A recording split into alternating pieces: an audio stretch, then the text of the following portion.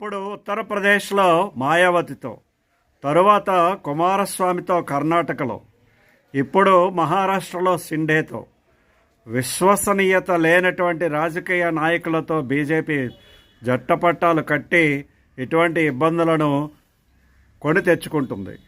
అయితే ఒక్కసారి కనుక ఆలోచించినట్లయితే షిండేని కరివేపాకులా తీసేయడానికి వీల్లేదు. ఎందుకంటే షిండే దేశ రాజకీయాలను కూడా మార్పు చేసేటువంటి పరిస్థితి ఉండొచ్చు. ఎందుకో ఒకసారి చెప్తాను. షిండే కనుక ఇప్పుడు తప్పుకున్నట్లయితే అతనికి ఉండేటువంటి ఎంపీలు ఇప్పటికే నితీష్ కుమార్, చంద్రబాబు నాయుడు జారుకోవడానికి సిద్ధంగా ఉన్నారు. బీజేపీ థర్డ్ టర్మ్లో మోడీ గారికి చాలా తక్కువ సీట్లు వచ్చాయి. ఇవన్నీ కనుక బేరీజీ వేసుకుంటే మహారాష్ట్ర ఎన్నికల్లో అత్యధికమైనటువంటి సీట్లు సాధించేటువంటి ఉత్సాహం కంటే కూడా ఈ షిండే వర్గాన్ని కోల్పోవడం, తద్వారా చంద్రబాబు, నితీష్ కుమార్లు జారుకోవడం